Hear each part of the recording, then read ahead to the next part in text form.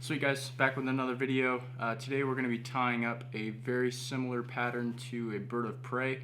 If you want to be super particular, it's technically not a bird of prey because we're using pheasant feathers as opposed to partridge, and it's a little bit bigger than normal. I've been using this pattern for the past month or so, and it's been producing super well.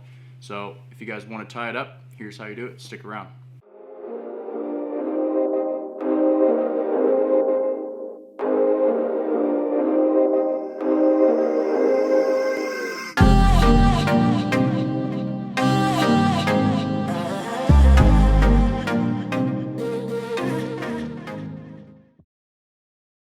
We got a size 12 gamakatsu hook. It's a jig hook, and then we've got a 5/32 copper bead on the hook as well for our bead head. All right, this is 6/0 dark brown unithread, so we're going to be using that for tying this fly. Cool. To start this guy off, we're just going to start our thread about midway up the hook shank, and then bring it back to where we lock that in.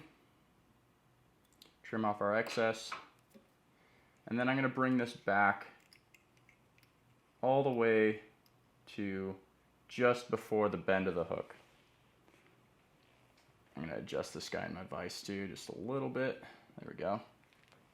For our tail, we're going to take one of these large back feathers off the pheasant saddle here. Alright, pull this guy off. And then I'm going to trim, I'm just going to peel the excess off down here, just like so, and cut this off. Throw that in my scraps. So you got something like this. Now I'm going to take my scissors and trim out the top portion, just like that. Just cut it out.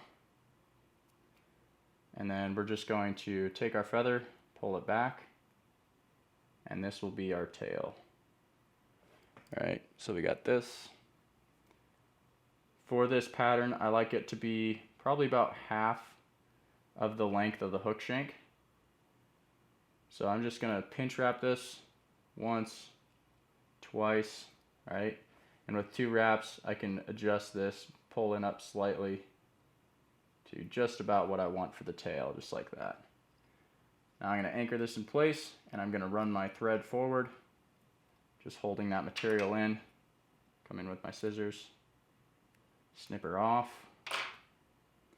and then I'm going to run back to about midway down the hook shank. Now for the ribbing on this fly, I'm using Crystal Flash, Pearl. This stuff is awesome. Probably one of my favorite flashes. I'm just going to anchor this guy in about midway and then come back to where I started the tail. Run your thread back up to the center, right in the middle, and then we're going to dub this. So for my dubbing, I'm using a tan. I'm going to be completely honest with you guys, I don't remember where I got this stuff. It's just a really, really fine tan dubbing. So you can pick it up at Sportsman's, Cabela's, wherever you're at. Pretty much any fly tying shop should have it. Just get ultra fine dubbing, that'll work great. I'm going to take a small pinch, and then I'm going to split it in half so that it's really fine starting out, because I do want a pretty good tapered body on this fly. Get a tight noodle started.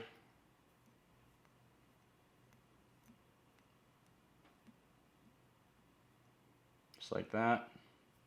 Something that helps too is if you get it wet, that'll help get your dubbing noodle really tight.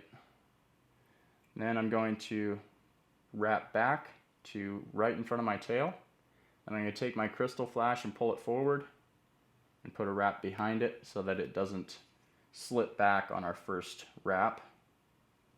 I'm going to build this body up slightly, bring it forward, then I'm going to add a little bit more dubbing to this thread. I want this body to be fairly large up front, so I get that good taper. It's looking pretty good. I'm going to add just a little bit more. This fly is very buggy, and that's good for springtime for sure. I'm going to bring it up to just about right behind the bead head. Leave a little bit of space back there because we're going to put a hackle in there here pretty soon too. But get a good body going with this dubbing. Perfect. I like that. Alright, now I'm just going to throw a half hitch in so my thread stays put. And then I'll put my thread up here and keep it out of my way for right now. Cool. Now I'm going to take my crystal flash and I'm going to start rotating this. Rotary vise works really well for this. If you don't have a rotary vise though, it's totally fine. I tied multiple flies like this before I got a rotary vise, so try it out. Alright, I'm just locking this in. I'm going to trim off that crystal flash close to the body and throw that away. If it's longer, keep it because you can use that for other flies, but I'm pretty much done with that piece because I've been tying a bunch of them. So the next thing we need to do is put a hackle on this. So again, I'm going to be using the back feathers for this. Just going to grab one of these guys, pull that guy out. So I got the gray and white. Just going to take this again, strip this stuff down out of my way, trim it off. And then what I'm going to do with this feather is I'm going to grab the top and just pull slightly, just to pull all those hackles down and away. You want it to be fairly even. So you see I've got both top and bottom are even. Now I'm just going to take my scissors and cut a small anchor point in. So I got that triangle up there. That'll be good for anchoring in on this fly.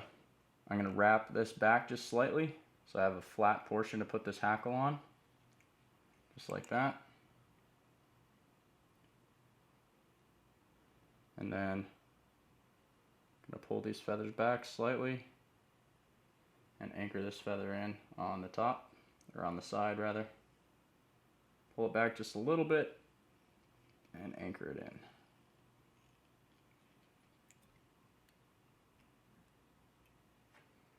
Set my thread aside. Now if you don't have hackle pliers, you can just hold on to it, but hackle pliers make it a lot easier. Just going to hold on to that, pull it pretty much straight up, and then pull all the hackles back towards the tail. If you wet your fingers too, that'll help. At least hold them back there a little bit. Now I'm just going to rotate slowly, trying to keep all those hackles back. If they punch forward like that, just hold them back and try to wrap in front of them, running forward.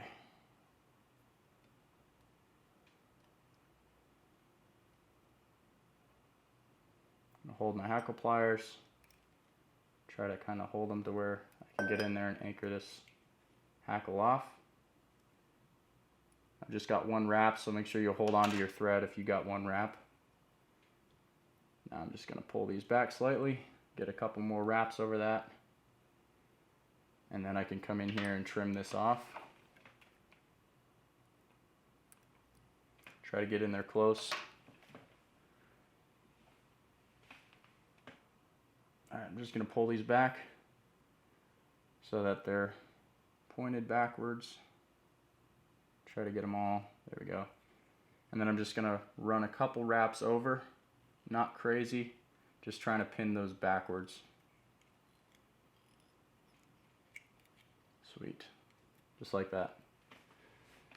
Alright, the last step on this pretty much, we're going to put a collar in.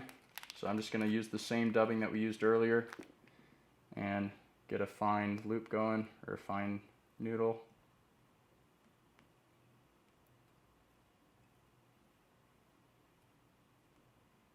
Just like that. Then I'm going to wrap back on the hackles a little bit and then run it forward. You don't want to go too crazy with it, but a little crazy is okay. Sweet. Alright, I got my collar tied in. I'm just gonna whip finish a couple times.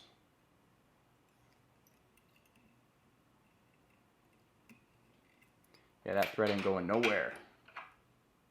She's stuck now. Trim it off close. Last step, if you want to, you can use some head cement. I've just got a giant needle that I'm using. Just get some on there, and then try not to get it in the dubbing too much, because that'll make it look weird. But I like to just set it right on the bead head and let it run down onto my thread. And there you go. That is the pheasant hackle bird of prey, if you will. It's kind of a pattern that I tied up and found that works really well during the springtime. Hope you guys enjoy it. Hope you guys catch some big fish with it. I definitely enjoy this pattern. It's pretty sick. So best of luck to you. We'll talk to you guys next time.